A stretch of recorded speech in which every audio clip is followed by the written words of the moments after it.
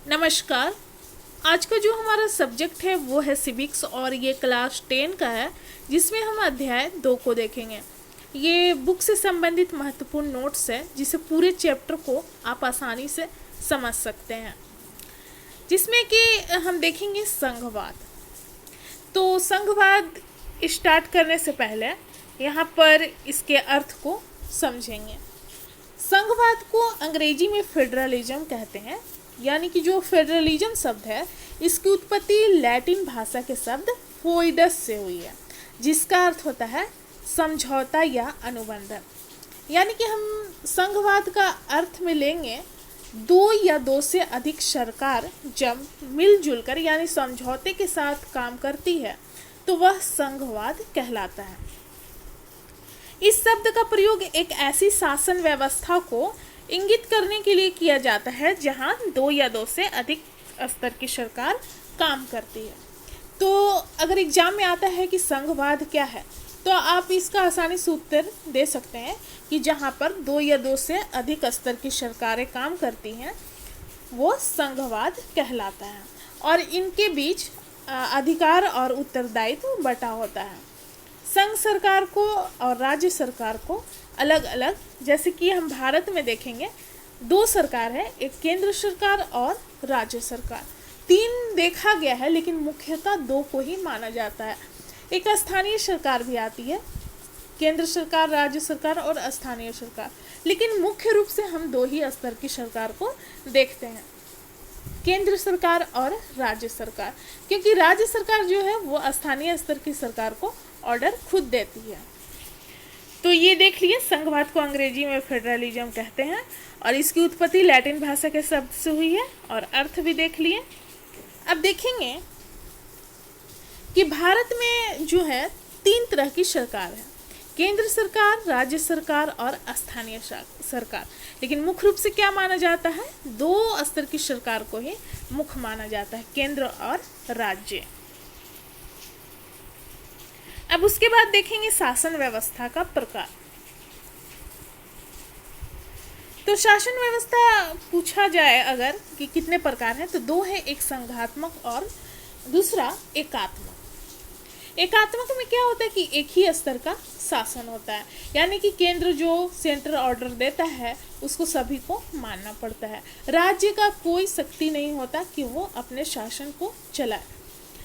लेकिन संघात्मक में क्या होता है कि यहाँ शासन की व्यवस्था जो है दो या दो से अधिक स्तर की सरकारें मिलकर करती हैं। भारत में भी संघात्मक शासन व्यवस्था है, लेकिन हम कहीं कहीं पर देखते हैं कि एकात्मक शासन व्यवस्था भी देखने को मिलता है। अगर केंद्र राज्य को ऑर्डर देती है भारत में तो राज्य को मानना पड़ता है। लेकिन अगर एग्जाम में पूछा जाए कि भारत में कैसी शासन व्यवस्था है, तो आप इसका उत्तर देंगे संघीय शासन व्यवस्था।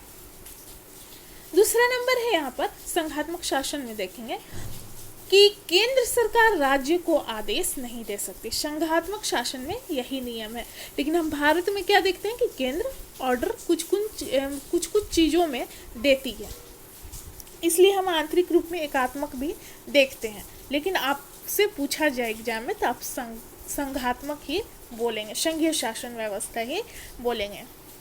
एकात्मक में क्या होता है कि बाकी इकाइयां उसके अधीन कार्य करती हैं, यानी कि सेंटर जो ऑर्डर देता है, केंद्र जो ऑर्डर देता है उसके अधीन यानी कि आदेशानुसार ही राज्य अपना कार्य करती हैं।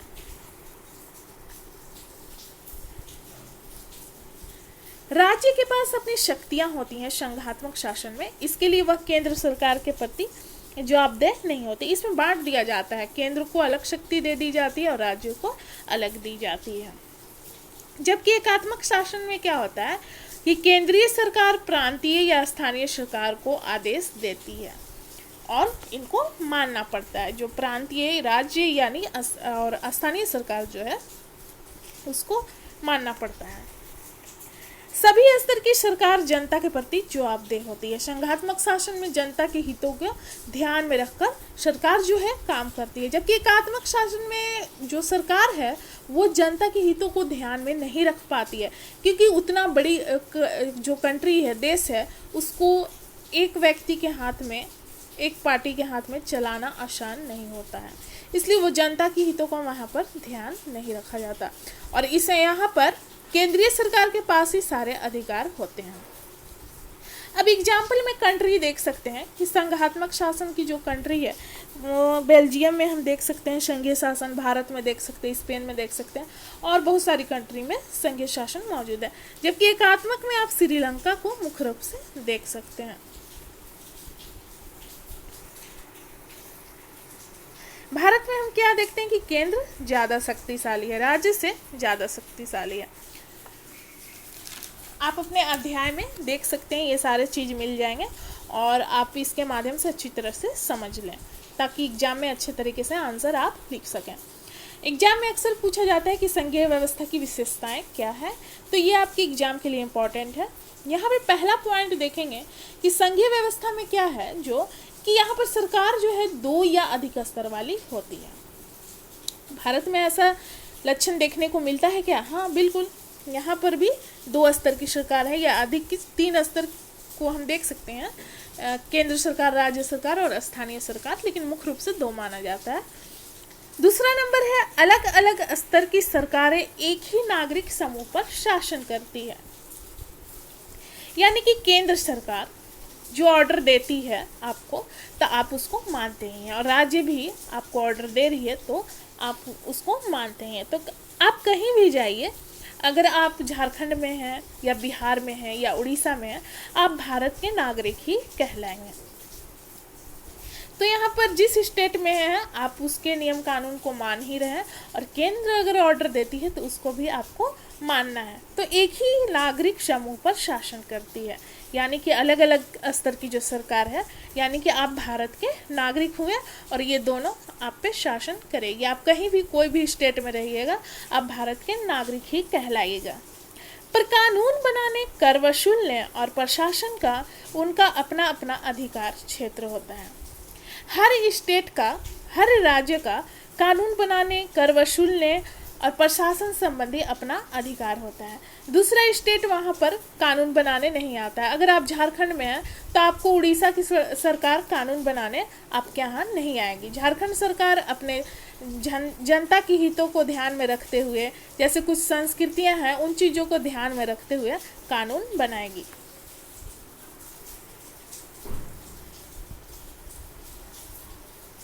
तीसरा नंबर है यहाँ पर विभिन्न स्तर की सरकार के अधिकार क्षेत्र संविधान में स्पष्ट रूप से वर्णित होते हैं, यानी कि केंद्र और राज्य सरकार के जो अधिकार है वो संविधान में वर्णन उसका किया गया है। संविधान में क्या है? संविधान नियम, यानी कि उसमें नियम कानून का वर्णन किया गया है कि देश को कैसे चलाना है और जो भी नियम कानून है वो सारे संविधान में मौजूद हैं। इसलिए संविधान सरकार के हर स्तर के अस्तित्व और अधिकार की सुरक्षा की गारंटी देती है।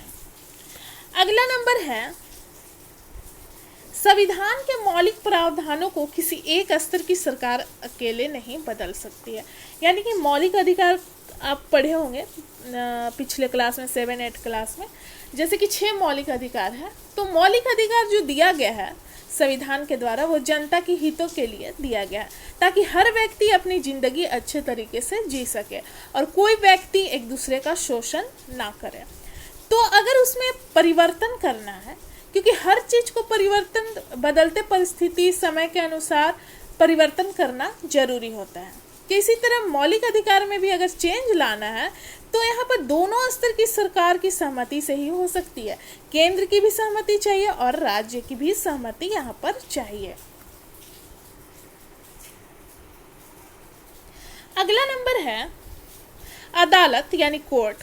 कोर्ट को संविधान और विभिन्न स्तर की सरकार के अधिकार की व्याख्या करने का अधिकार है।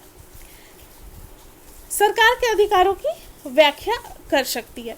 विभिन्न स्तर की सरकारों के बीच अधिकार के विवाद की स्थिति में सर्वोच्च न्यायालय निर्णायक की भूमिका निभाता है। यानी कि केंद्र सरकार और राज्य सरकार है, यहाँ पर इन लोग दोनों को अलग अलग अधिकार दिया गया है और अगर केंद्र सरकार राज्य स्तर की सरकार का जो अधिकार मिला है उसको छीनने की कोशिश करे केंद्र सरकार, तो ऐसे में दोनों में विवाद उत्पन्न हो सकता है, केंद्र सरकार और राज्य सरकार दोनों के बीच। तो ये विवाद का निर्णय जो सॉल्यूशन निकलता है, जो चीज़ सही होना चाहिए, जिनको जो अधिकार है वो मिलना चाहिए, इसका निर्णय सर्वोच्च न्यायालय करती है। अगला नंबर है, वित्तीय स्वायत्तता निश्चित करने के लिए विभिन्न स्तर की सरकार के लिए राजस्व के अलग अलग स्रोत निर्धारित हैं। यानी कि राज्य को भी इनकम जरूरी होता है ताकि वो जनता के हितों को ध्यान में रखते हुए कार्य करे, तो इसलिए बहुत सारा टैक्स वसूल करती है। तो टैक्स के माध्यम से ही अपना वित्तीय स्वायत्तता को हर स्टेट बनाए रखती है। केंद्र को अलग टैक्स वसूलने का अधिकार दिया गया है, राज्य को भी अलग दिया गया है। इस प्रकार संघीय शासन व्यवस्था के दोहरे उद्देश्य हैं, जैसे कि देश की एकता सुरक्षित करना और उसे बढ़ावा देना तथा इसके साथ ही क्षेत्रीय विविधता का पूरा सम्मान करना। यानी कि संघीय शासन, भारत जो है, उदाहरण आप ले सकते हैं, भारत जो है विशाल जनसंख्या वाली देश है और एक व्यक्ति से इतना बड़ा जनसंख्या पर प्रशासन चलाना बहुत मुश्किल काम था। इसलिए संघीय शासन व्यवस्था की स्थापना की गई। एक तो केंद्र रहेगा और छोटे छोटे राज्यों में यहाँ पर बांट दिया गया, यानी कि राज्य स्तर की सरकार है, तो इसलिए बांटा गया। इसलिए यहाँ पर संघीय शासन व्यवस्था को अपनाया गया ताकि देश की एकता सुरक्षित रहे, लोगों के हित में कार्य हो। और यहाँ पर देखते हैं कि विभिन्न धर्म जाति के लोग रहते हैं, तो उन विविधताओं को देखते हुए यहाँ पर संघीय शासन व्यवस्था की स्थापना की गई। अगला टॉपिक है इस चैप्टर के अंदर, ये है भारत में संघीय व्यवस्था। ये आपके चैप्टर के अंदर है पॉइंट, इसको देखेंगे। भारत में संघीय व्यवस्था को देखेंगे। भारत जो है विभिन्न भाषा, धर्म और यहाँ पर संस्कृति भारत के अंदर देखने को मिलता है। संविधान द्वारा भारत को राज्य का महासंघ के रूप में घोषित किया गया है, क्योंकि इसके अंदर बहुत सारे राज्य आप देख सकते हैं, इसलिए राज्य के महासंघ के रूप में संविधान द्वारा भारत को घोषित किया गया है। संविधान ने मूल रूप से 2 स्तर प्रणाली प्रदान की थी शासन की, एक केंद्र सरकार और राज्य सरकार। तो इतनी बड़ी जनसंख्या को केंद्र सरकार और राज्य सरकार के माध्यम से चलाना मुश्किल हो गया, इसलिए स्थानीय सरकार की भी स्थापना की गई। 3 स्तर की सरकार है, लेकिन मुख्य रूप से 2 माना जाता है, लेकिन यहाँ पर 3 स्तर की सरकारें हैं, एक केंद्र, दूसरा राज्य और तीसरा स्थानीय सरकार। तो स्थानीय में हम देखते हैं कि पंचायत आती है, नगर पालिका, ये सब आते हैं, जो कि राज्य ही उनको ऑर्डर देती है। अब ग्राम स्तर पे देख सकते हैं पंचायत। संविधान स्पष्ट रूप से संघ और राज्य के बीच शक्ति को विभाजित करता है। उसको हम देखेंगे 3 सूची में विभाजित किया गया है संविधान द्वारा, एक संघ सूची, दूसरा राज्य सूची और तीसरा समवर्ती सूची। जिसमें हम पहला देखेंगे संघ सूची। इस सूची में वर्णित विषय के बारे में कानून बनाने का अधिकार जो है सिर्फ केंद्र सरकार को है। संघ सूची के जितने भी विषय हैं इस पर कानून केवल केंद्र सरकार बनाएगी, राज्य इसमें दाखिला नहीं दे सकता है। संघ सूची में जो विषय है उसको देखेंगे, जैसे रक्षा के मामले में, देश की रक्षा के मामला, विदेशी मामला, बैंकिंग, अर्थव्यवस्था से संबंधित मामला, संचार और मुद्रा जैसी राष्ट्रीय महत्व के विषय जो हैं वो केंद्र सरकार के अंदर आती है, यानी संघ सूची के अंदर आती है, और इस पर जो कानून बनाएगी वो केंद्र सरकार ही बनाएगी। पूरे देश के लिए इन मामलों में एक ही तरह की नीति की जरूरत होती है, इस कारण इस विषय को संघ सूची में डाला गया है। ये सारे आपके बुक में मिल जाएगा, आप बुक में देखेंगे और इसको अच्छे तरीके से समझेंगे ताकि आप एग्जाम में अच्छे तरीके से इसका उत्तर लिख सकें। अब दूसरा नंबर है 3 सूची हमने देखा था, संघ सूची, राज्य सूची और समवर्ती सूची। तो राज्य सूची में देखेंगे कि राज्य सूची में जो है पुलिस, व्यापार, वाणिज्य, कृषि और सिंचाई जैसे प्रांतीय और स्थानीय महत्व के विषय राज्य सूची के अंदर आते हैं। इस विषय के बारे में सिर्फ राज्य सरकार ही कानून बना सकती है, केंद्र को इसमें दाखिल देने की कोई ज़रूरत नहीं है। ये राज्य सरकार के स्तर की है, तो इस पर राज्य स्तर की विषय है, तो इस पर कानून जो बनाएगी वो राज्य सरकार ही बनाएगी। तीसरा है समवर्ती सूची।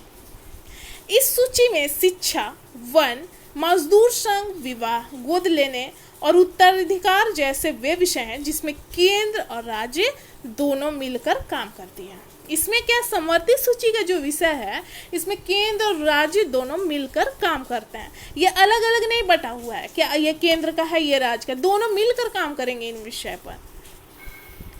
अब आगे चलते हैं। अगला टॉपिक जो है हमारा, संघीय व्यवस्था कैसे चलती है। भारत के अंदर हम देखेंगे कि संघीय व्यवस्था कैसे चलती है। तो पहला पॉइंट इसमें उठाएंगे भाषाई राज। तो हम देखते हैं कि भाषा के आधार पर राज्यों का यहाँ पर गठन किया गया है। जैसे उड़िया भाषा है उड़ीसा में, तमिल भाषा तमिलनाडु में, आप देख सकते हैं कनाडा में, यहाँ पर कर्नाटक में कन्नड़ भाषा और आदि आप देख सकते हैं। अलग अलग स्टेट में अपनी अपनी भाषा के आधार पर ही इनको अलग स्टेट का दर्जा दिया गया। हरियाणा में आप देख सकते हैं हरियाणवी भाषा, और अदर स्टेट में अलग अलग भाषा को आप देख सकते हैं। भाषाई नीति, तो संविधान द्वारा जो है किसी भी भाषा को राष्ट्रीय भाषा का दर्जा यहाँ नहीं दिया गया है।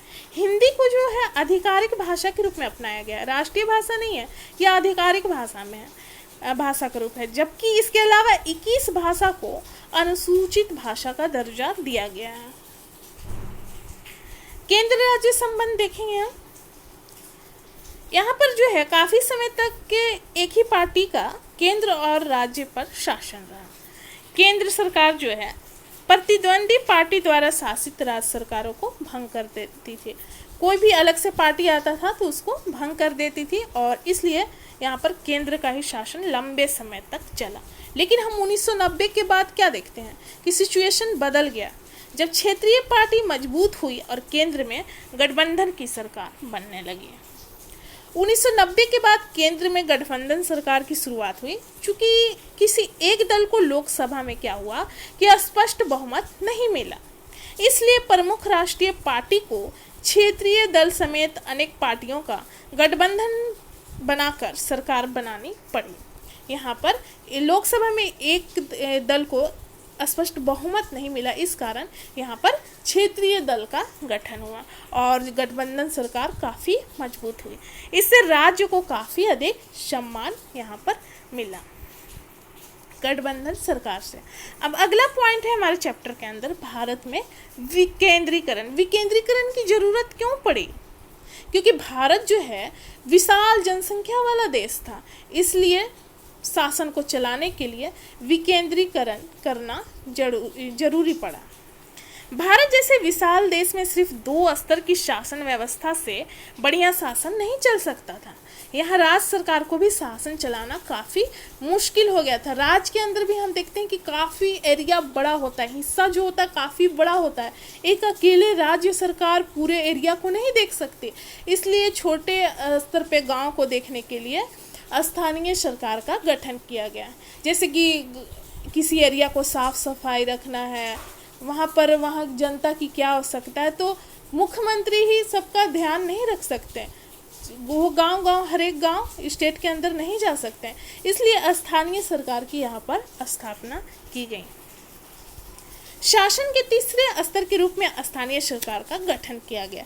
इस प्रकार शक्ति को केंद्र और राज्य सरकार से लिया गया और फिर क्या किया गया, स्थानीय सरकार को दे दिया गया, ताकि वो सारे चीज़ों का, जो पंचायत स्तर की चीज़ें हैं, उन सारे चीज़ों का ध्यान रखे। 1992 में तीसरे स्तर को, जो यहाँ पर तीसरे स्तर की सरकार है, इसको और अधिक शक्तिशाली और प्रभावी बनाने के लिए संविधान में संशोधन किया गया। जैसे कि नियमित चुनाव कराना अनिवार्य हो गया। जैसे कि हम 5 वर्ष में देखते हैं चुनाव पंचायत में, तो उसको अनिवार्य किया गया। सीटें आरक्षित की गई पिछड़ी जातियों के लिए, और महिलाओं के लिए भी 1/3 सीटें आरक्षित की गई, ताकि उनके स्थिति में काफ़ी सुधार हो, वो आगे बढ़ें। क्या होता था कि ग्रामीण एरिया में विशेषकर महिलाओं को हीन दृष्टि से देखा जाता है, उनको आगे बढ़ने नहीं दिया जाता है। इसलिए इन चीज़ों को देखते हुए उनको आगे बढ़ाने के लिए महिलाओं को यहाँ पर सीटें जो हैं 1/3 सीटें उनके लिए आरक्षित की गई। राज्य सरकार को अपने राजस्व और अधिकारों का कुछ हिस्सा इन स्थानीय निकाय को देना पड़ता है। राज्य सरकार जो है स्थानीय सरकार यानी पंचायतें जो है पंचायतें को देती है। यहाँ पर गांव में देखेंगे ग्राम पंचायत होता है और पंचायतों को मिलाकर पंचायत समिति यानी ब्लॉक, और एक जिले में सभी पंचायत समिति जब मिलते हैं तो वो जिला परिषद कहलाता है। और सांसद और विधायक जो होते हैं वो जिला परिषद के सदस्य होते हैं। शहर में क्या होता है कि नगर पालिका और नगर निगम होता है, और जबकि गांव में हम क्या देखते हैं, ग्राम पंचायत, पंचायत समिति और पंचायत समिति को मिलाकर सारे जिला परिषद, जिला के अंदर ही आ जाते हैं। तो ये था संघवाद चैप्टर, आपको अच्छे तरीके से समझ में आ गया होगा। यहाँ पर हमने सरलता पूर्वक बताया है और यहाँ पर समाप्त होता है हमारा वीडियो। धन्यवाद।